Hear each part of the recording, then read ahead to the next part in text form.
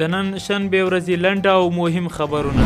اسلامي امارت وایي په تیرو نږدې 3 میاشتو کې له پاکستان، ایران او ترکیې شاوخوا 800,000 کډوال هیواد ته راستنه شوي دي. د صنعت او سوداګرۍ وزارت وایي هیواد کې د سهامي شرکت د جوړولو لړۍ یې پیل کړې ده. د مسؤلینو په وینا په دې سهامي شرکت کې به ډېره برخه د کوچنیو پانګوالو ترڅنګ له بهر څخه تازه راستنېدونکو پانګوال هم ونډه لري. د کډوالو چارو وزارت وایي په تیره یوه میاشت کې د ګمارل شویو کمیټو او دویمو واحدونو لخوا په 90 ولایتونو کې له 10,000 څخه زیاتو راستنېدونکو او بې ځایه شویو کورنیو سره مرسته شوې ده. صنعت او سوداګرۍ وزارت وایي په بامیانو ولایت کې د غالیو د خامو مواد د تولید یوې کارخونې فعالیت پیل کړی چې اوبدونکو ته د اړتیا وړ خام مواد او د غالۍ د اوبدلو چوکاټونه جوړوي.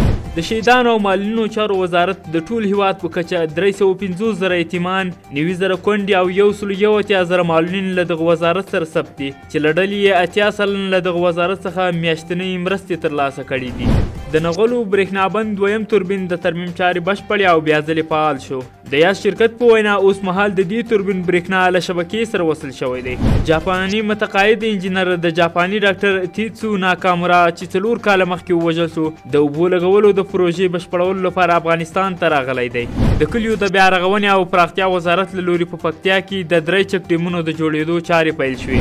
د کمال خان بند چارې 98 سلنه بشپړې شوې او ډېر ژر به ګټې اخیستنې ته وسپارل شي. همدارنګه د افغانستان اوسپنې پټلۍ اداره وایي چې تېره اونۍ د اوسپنې پټلۍ له لارې 15,415 میټریک ټنه انتقالات شوي دي. روسیه غواړي چې د سوداګرۍ اقتصاد په برخه کې له اسلامي امارت سره اړیکې لا پراخې کړي. په تېره یوه میاشت کې کابو 2600 بهرني سیلانیانو د هوا او ځمکې له لارې افغانستان ته تګ راتګ کړی دی. او وروستی خبر مو دا دی په تېرو 8 میاشتو کې د 14 میلیونو ډالرو په ارزښت جلغوزي بهر ته صادر شوي دي.